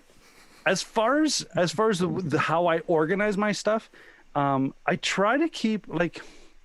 I'm looking around. I have my Stefan Feld section. I have my Martin Wallace 2 shelves worth. So designers. I guess I go by designers, but then I'm looking. I got my little capstone, corner with Irish Gauge, Ride the Rails, Hashbleneck, and So and then my GMT. So I guess a little bit of both, right? My small box stuff, I'll go small box. It has its own, kind of like storage area. And that one's mostly, okay, you guys are all the same size and you fit conveniently on this shelf. And like the 2-player games that have come out, like the what is it, like the 7-inch by 7-inch box. And I use those for gap fillers. Shims. There's a gap here that might fit in this one. Yeah. I have a wonky table and I use it as a shim under a leg. I do it mostly by publisher and designer, I guess. Yeah. Mm-hmm. That's what I'm doing. I think I go by color actually. Because if you look at Ian's show, take a picture, put it on Twitter. You got to see this. Yeah.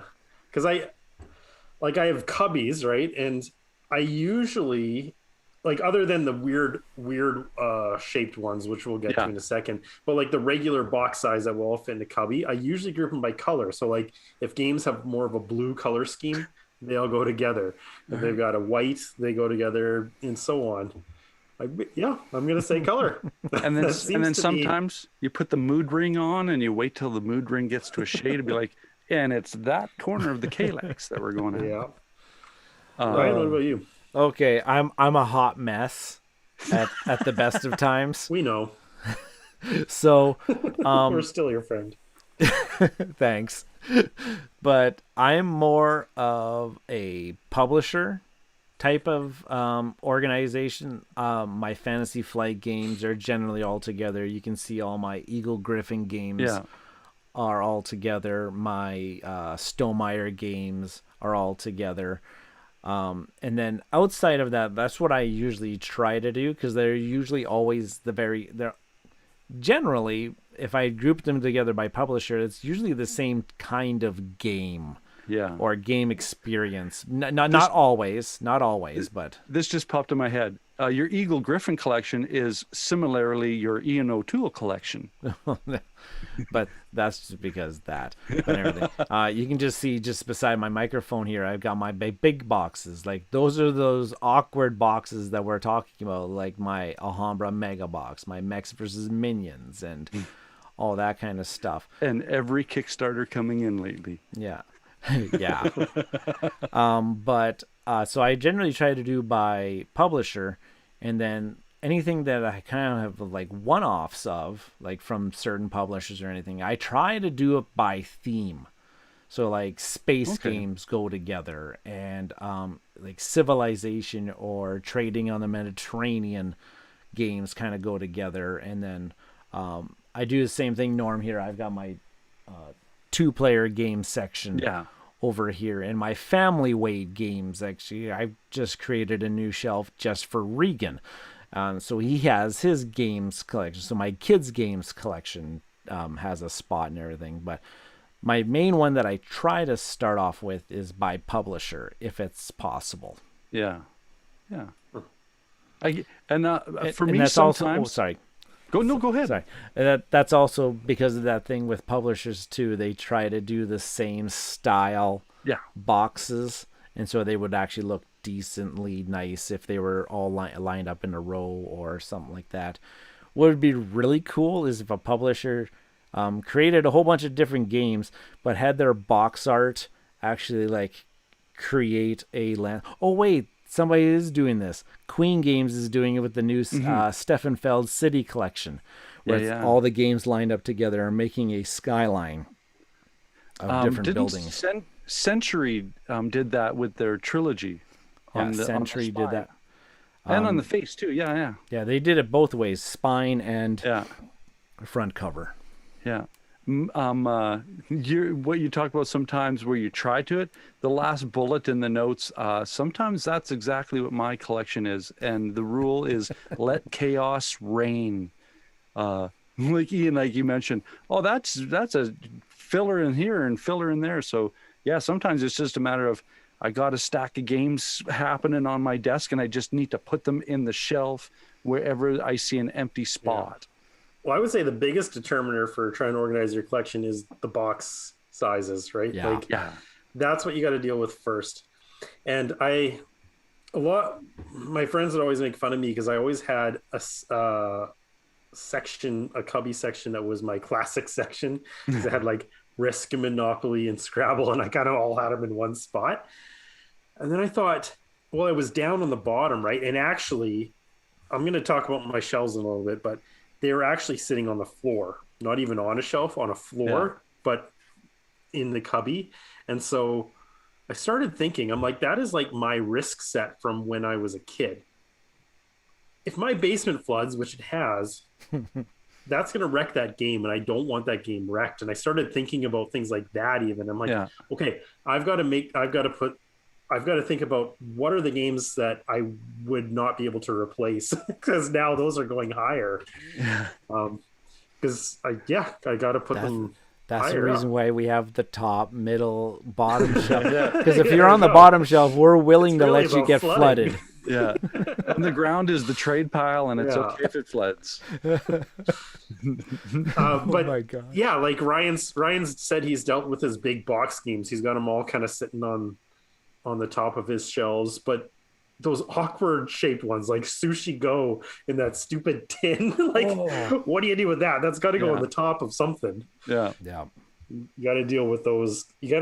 It's usually the ones that sit on the top of your bookshelves where it's sort of like, okay, so, you're like in the overflow. Right. Can't Stop is another one. Can't Stop is annoying. What was that? It juts out just a little bit. Oh yeah. Forbidden Island. I think that's another one of those metal tins that it was like you're an odd duck amongst these cardboard boxes.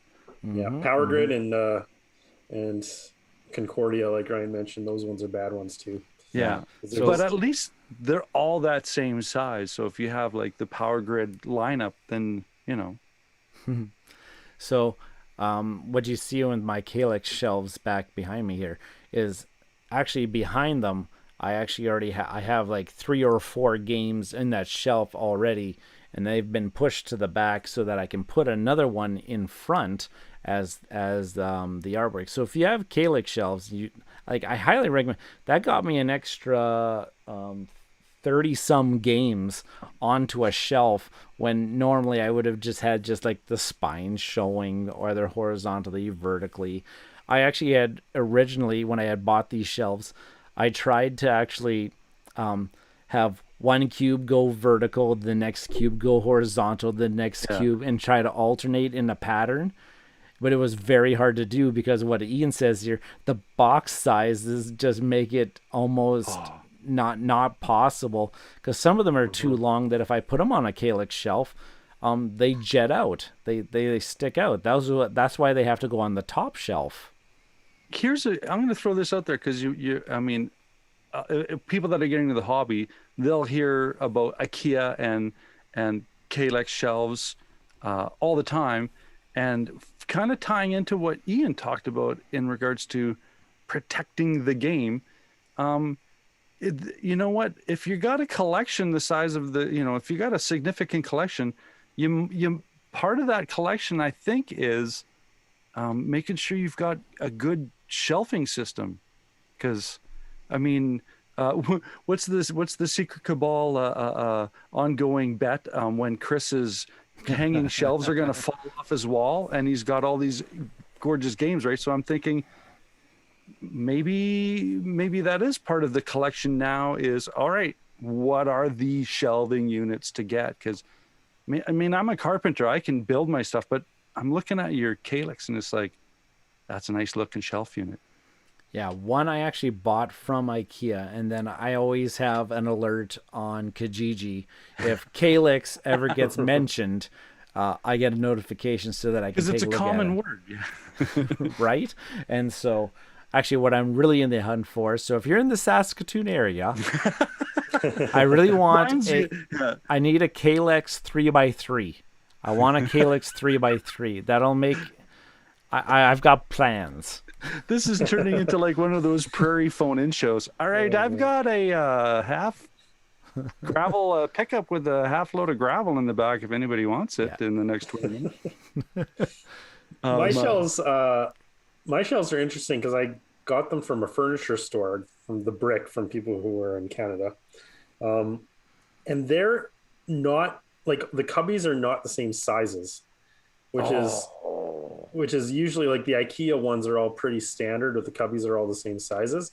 Mine aren't because it's almost like a jigsaw puzzly kind of way that they're arranged. So they're arranged a little bit more interestingly, I guess. So I've got some cubbies that are quite big. So if I wanted to put Power Grid down horizontally, I could. And then I've got ones that are a little bit smaller and some that are So like do you most like of that? them. I do. I really do. Cool. Because It looks really cool. yeah, 'cause I can. I'm picturing, because you just said that you'd like to do it in colors, and I'm picturing like the the picture I'm looking at, and I'm right away in my head, I'm like, it's like a Mondrian, all these geometrical colors, and yeah. Ian, you gotta take a picture and put it on Twitter. We should all do that after we finish recording. All right, here's our storage. Yeah, please rate chaos or control. Mine is getting a little chaotic right now because I'm running out of space. So I'm going onto the top shelves, which I usually try to avoid, like at the top of the shelves, which I usually try to avoid doing. But that's where we're at. Yeah, every start of the summer, that's what I do with my shelves here. Is they get a good overhaul, but also because I had tons of games just lying on the floor and just in piles everywhere. That makes me twitch. I had to reorg and put them on there. So now all the games, all games but 2 are on the shelves. It's driving me nuts. Don't let it bug you for the rest of the episode. It's my 2 new games that I just got today too. So 2 games got to go out, I guess. There you go. That's the rule. And Norm, if I remember correctly, you kind of have shelves in different places in your room, right? Like you've got one shelf with all your small games, but that's actually removed from where most of your other games are, right? Like you kind of got little spots in your game room. Well, see, my methodology was I have that one big wall that has most of my games in, and then the methodology of my shelving choices are whatever shelves my kids are no longer using in their rooms. I basically go zoink, thank you.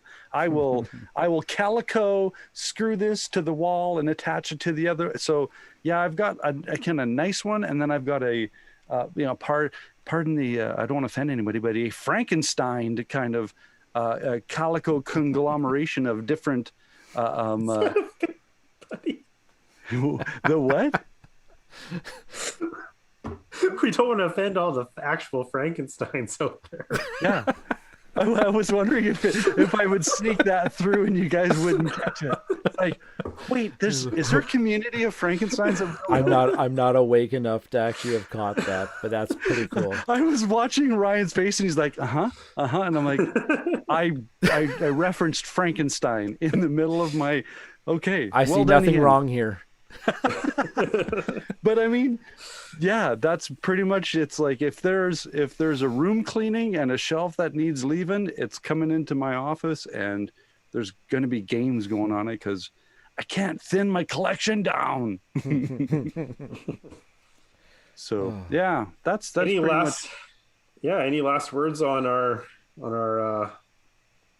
overall collection storage? Or should we move to inside the games? I think we're it's a good transition, because if we get back to horizontal versus vertical, Ryan's going to there's going to be like a little blood vessel burst in his brow ridge.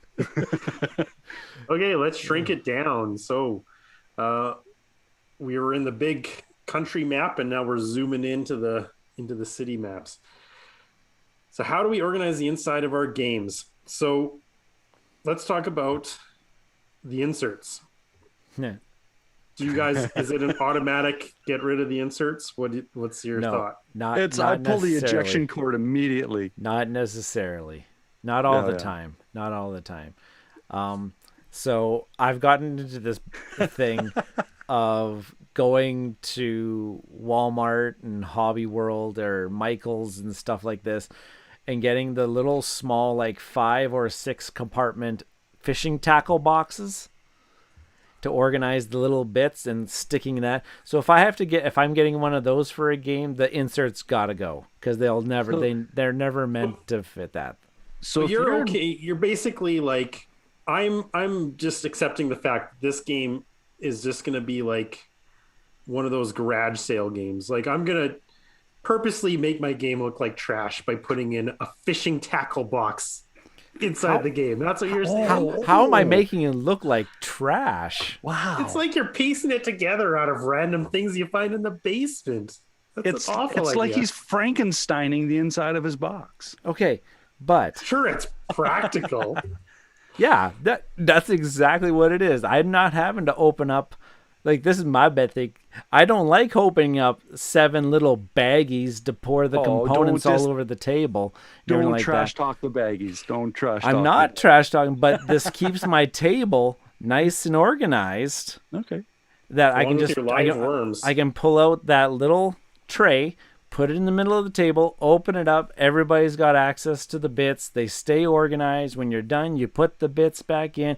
You close the lid. The box goes back in the board game box. Don't have to pour them back into the baggies. I'll back you up on this. My Castle of Burgundy has a Plano fishing tackle kind of plastic thing that take the lid off, you open it up, and all the Castle of Burgundy chits are there perfectly. So I'll back you up on that one. I'll back you up on that one for sure. But Now, Nope, given I the think it choice, looks now I I'm all only about the do it. baggies. I only do it for games that I really like and I know that I'm going to play it a lot. Yeah, That's 'cause well, that's the a speed thing, right? You want to get it to the table. Right. I got kids. I got kids. Gaming time is limited. I don't want to have to Episode's set done. up the game, take half an hour to set up the game. Open the box, put the fishing tackle box on the table, open it up, you're ready to go. Bada bing, bada boom. Ian, That, to me, that's like putting up a Van Gogh painting with thumbtacks. It's taking something really good and just making it look terrible. But if Just for it's sitting, convenience okay, sake. okay, Ian, look at my shelf behind me. Can you tell which games have fishing tackle boxes on the inside? this is funny. Oh, Because that's what I I'm going to equate pull that out the argument. meeples. Oh, the night crawlers are still in there, I guess. Yeah. Sorry. oh I've there's never a Len actually taken these things fishing. There's a Lent Thompson 5 of diamonds right beside my meeples. Let's move on. Let me guess. Ian's never purchased a third-party insert to organize his games before. Oh, That I have. he dropped the gloves on that one, I think. Oh, I know he has.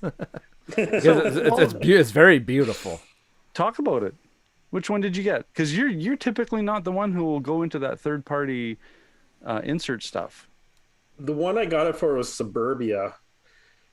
Because Suburbia, yeah, it was a jumbled mess with all the tiles. Yeah. The insert was really nice. But I ended up getting rid of that game because I got the deluxe edition. But yeah, the insert was really nice. The only other one I did that for was Dominion, which was more of just a standard card. Yeah. But you could use it for any card game, right? You just Yeah. have all your cards and you stack them with dividers and things like that. Because I think I've talked about this on the show You've before. got a deep collection. I shrunk like 8 Dominion boxes down to 2 Dominion boxes. Yeah. And I got all the cards into 2 boxes using those dividers. And the boxes weigh 80 pounds each. They are heavy. Yeah, we're definitely not putting that on top of Takato. Yeah.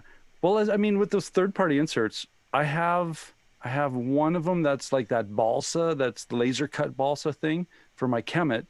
And it was expensive, but I love that game. but I also dig the foam core folded space inserts that they have for like wickedly reasonable prices. Right? Like I got one for paladins, and that game comes out a lot faster just because it's like drop, drop, drop. The trays are out. Let's go. Yep, that's my third-party insert of choice, and it's because they're not wooden. They don't add weight to the boxes anymore. That now you get what you pay for. You don't get like nice lids. It's like sometimes those party inserts, like you can have wooden lids that slide and protect the components or something like that. You can't. And You're not doing that with the with the fold space, but they do organize the boxes very well. And any game that I have stored horizontally, like that, if it has a fold space insert, I'm storing it horizontally because they're not notorious for holding the bits in place if you do stand it up vertically with those ones. And one thing I want to mention to people who get the wooden laser cut ones, I think I forget what company does, but they oil it, right? They'll put a stain on it, or they'll try to thematically match it. Realize though that if they're going to oil it or stain it, that your components are going to smell like that for the rest of that game's existence. So, that's a variable. Like when I did Kemet, and being a woodworker, I opened up the box. It's like, oh yeah, it's like there's a good stained, wooden structure, and it maintains that odor for a while. So be aware. Yeah, the only wooden insert I have is for Gloomhaven, and it's a beautiful insert. Yeah, makes the setup. So yeah, those third-party inserts they can be some pretty cool ones. There's some that don't look very good. Like I know I'm bugging you about the Play-Doh boxes, Ryan, but in reality, like I do want it to still look like it could naturally be part of the game, right? And I have seen some of those wooden inserts that look alien to what the game is. Yeah. I'm trying to think of a good example. I remember seeing one for, I think it was Terraforming Mars, and I did not like it at all because it was a woodcut one, but it looked like a different game than what Terraforming Mars was, and I wasn't really a big fan of it. Yeah, no, there's some companies that put some thought into, like Meeple Realty really put some thought into what their product looks like and how it can thematically tie into the game and stuff like that. Others will just try to physically just fit your game into the box. And I think I prefer that because that's unobtrusive, right? If you're just very functional and you're not declaring yourself as this amazing insert, that might be better. I don't know. And I don't want to make you guys like have body shivers, but sometimes, like I jokingly said at the top of it, first thing I do is I take the cardboard insert and I pitch it because everything's going in a bag and it's going in the box. So sometimes I'm not against that, Norm. Yeah. I don't. Okay, so here's an example. Santa Monica, right? Here we go. Yeah. I like this. Yeah. We did. There's not actually a lot. Like the box is way bigger. Yeah. And so it's a very plain insert. I could get rid of that easily, but then my stuff's all scattering around. This insert actually holds them in a place. Well, right? Go Ian. See, nobody can see. Well, it's not everybody can see, but you don't even have anything in baggies, man. The cards are sliding around, and well, the cards they don't. You got to put everything else in. Everything gets a baggie. We're giving it away. Yeah, that's the reason why I usually don't go with these. I don't pitch the inserts is because if I am going to store my game vertically, that is taking up some space inside the box to keep the components from sliding and falling around a lot of the times. And I appreciate when it's designed, keeping that in mind, that people will go vertical, and they'll build it so that everything is sitting on top, everything's lidding up on everything else, kind of thing. Yeah. So I like it. I like it when they put that thought into it. The only time I throw away the insert is because I do my best to get every expansion into the box, right? Yeah. And so obviously it's usually you're going to have to get rid of the insert then in order to fit. But then, of course, then you're getting rid of that problem already because you're filling the box with more stuff. I have a real trouble throwing out inserts that have artwork on them, though. I'll be honest. Yeah. Like I could say it's part of the whole box experience. If it's just a plain white or cardboardy insert, I have no problems. But now parks, there's no way I was throwing in the inserts for parks because thought went into them. And I appreciated that. Parks inserts are the best I've seen. Because that's that. Is it Game Trays that did that? Yeah. They contracted that company, Game Trays, to design a thematic insert that will make fast setup. And so a lot of companies are doing this now. Yeah, it does. Totally. Yeah. I love Game Trays inserts. If a game has it, usually it's now it's like it's a Kickstarter stretch goal. Hey, if we can get to this funding goal, we can actually hire Game Trays to make an insert for us. It'd be a good funding goal. If we can get to this first level, everybody gets bags in their games. I'll tell you, it's very satisfying if I can get all the expansions into the game box. Yeah. Without getting that lid rise. Yeah. If I can do that. Yep. I'm still so proud of my Raiders of the North Sea. It's still in the original. I got both expansions into the original box. No insert needed, but that thing is packed. There's no room. It's like you need a cryptography degree to get that puzzle solved. I've seen it. Yeah. I think I'm up to 50 now. If only one of us had a cryptography. Or 5. I think I'm up to 50 now. Now, Norm. Yeah. You're gonna be mad at this. So. This is going to make your eye twitch. So you throw out the inserts when you get a game. Yeah. Guess what I throw out? Expansion Anything boxes? that has to do with the solo mode. Gone. Well, see, but you know what? Because you're in a household that's like extraneous, right? So for me, it's a survival tactic. Actually, I usually only do if I'm like trying to get things to fit, and I'm like, I don't like root. I don't need that. I don't need the stuff. No. And we actually came across solo cards when we were playing last game, and we were trying to figure out what they do. And we're like, I'm like, I think these are the solo. Okay, let's just get rid of them. We just like threw them on the floor. Let's tear them up and send a video to Norm. And Ryan, you finally crossed a threshold where you got rid of your empty expansion boxes. Yeah, it was actually liberating when I did it. It is, right? I get it. So it's like, watched an episode of just Hoarders put them up on the Facebook community page or something like that to say, hey, does anybody have any use for these old boxes? I'm not artsy or anything like that. Who wants just an empty box? People were flooding my message box saying, yeah, I'll take that box. Are you serious? How much did you hyperventilate? Just clicking, clicking that commitment. Oh man, it was liberating, and some people actually offered to compensate me. Like I got like a $10-15 out of all of them that I ended up getting rid of. But yeah, I was like, cool. Well, you never know, right? Yeah, Roberta from Breakout Escape, she took a bunch of boxes that she's gonna display as art in her board game lounge. Yeah, at Breakout there. So I was like, why not? And I never thought of that. Save some up for our sponsors and just see if they want to do some stuff with it. Because they got stores, they got displays. Yeah, well, Dragon's Den and Amazing don't really have all that much.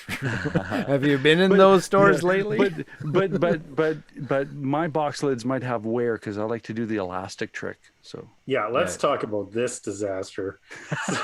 And wait, I want to remind you guys that my Snowdonia not only has 2 elastics on both planes, but there's a Ziploc of stuff that didn't fit in the box that's on the outside of the box, elastic tensioned to the box. So for those people who don't have a video, Ryan went into cardiac arrest.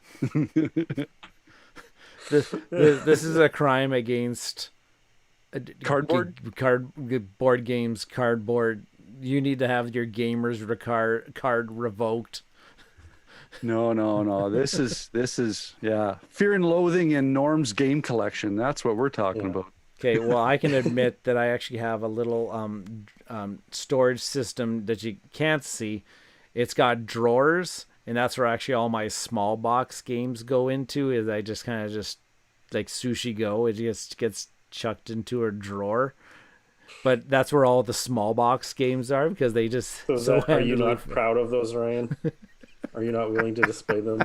You're embarrassed of them? So embarrassed that I own these small box games.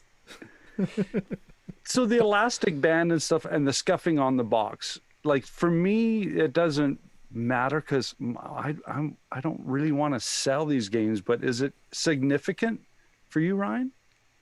For what, the elastic band thing? Yeah. Or just that idea, like you said, of horizontal and the weight and the like keeping your boxes in good shape, right? Yeah. For well, the elastic bands would solve my vertical storage box separation problem, but they look butt ugly. Yeah, they really do. Well, and they change the whole dynamic of you putting games crazy because if you put it on the elastic side, then you got this little, rubber stopping the slide of your box kind of thing. But back to this idea. What's a bigger crime? What's a bigger crime? Elastic bands on the outside or fishing tackle boxes on the inside? I was just going to say they're both like displayed at a garage sale somewhere, that kind of aesthetic. Man, but I think rubber bands is worse. So I think he's calling us on some duct tape and lumberjack shirts here, buddy. Some of my game boxes are pretty beat up, though, I will admit. But there's lots. They rip at the corners. Lots of these games, though, behind me.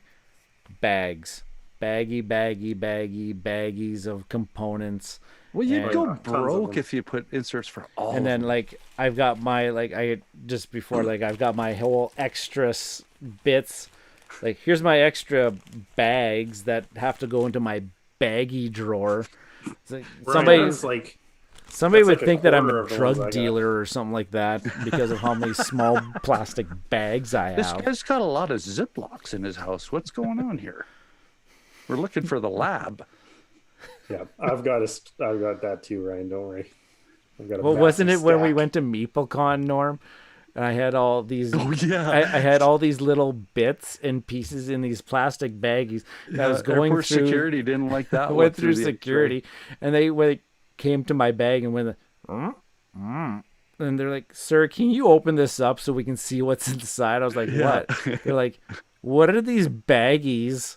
Like, can you explain these?" I'm like, "Oh yeah, those are for board games." Really? Yeah. From inquisitive, threatening to inquisitive. That sounds like fun. Yeah. It was rather entertaining to watch. It was this kind of. He'll get there. And there you go. Yes. Please don't make me prove it by eating one. Please don't let me prove it by eating one. Yeah. So I think. Well, what do you think? Did we pretty much round out this whole? I think so. I hope so. We talked quite a bit about it. I hope Hans got what he wanted out of this conversation. Maybe too much. Maybe we went in a completely different direction than he really wanted or anything like that. But I'm just worried about the fact that next time we all get to come together, there'll be this intervention for me. Get rid of the elastics, Norm. Put the stuff in the box. Don't tape it to the outside. Doesn't Board Game Geek have on their store like the Geek Up bands? They're kind of like elastics, but they just go around the corners. They're flat. They sit nice and flat. So yeah. And they're H bands, right? So they're not just one, but they're like an H kind of band. So it gets all the sides properly, doesn't scuff the edges. Interesting. Not like I've researched them at all. So yeah, right. I think we did a good job. So that's like we always say, that brings us to this point. Thank you so much for listening to us not blather on, but talk some sensible thought about storage. I can't believe we got past going vertical or horizontal. Like, you guys just shut me down. He came back to it. We'll get back to it next week, right? We'll put a pin in that. So, as I always like to Ryan, for the thinking, playing, doing the next 3 weeks, that's all Ryan's putting in there. Let's talk more about vertical versus horizontal. I want my 10 minutes. there'll be volume 1, volume 2, volume 3. Awesome. That being said, I'm your host, Norm. Is it horizontal or vertical? We didn't decide, Ryan. And say no to Plano. I've been Ian. And we'll catch you later. Okay. Well done, Ian. Say no to Plano. Oh well my done. gosh. Genius. That was beautiful. Thank you. Okay.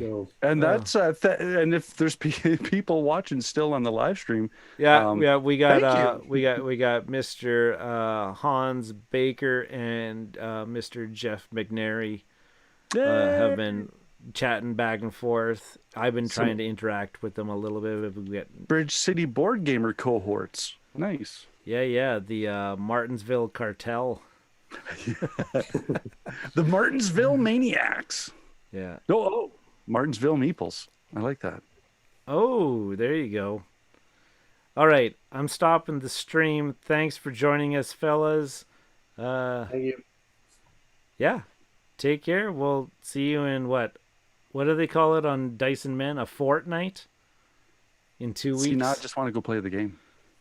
You don't play Fortnite, do you? No, I don't. Okay, I was like, what? We have so many questions.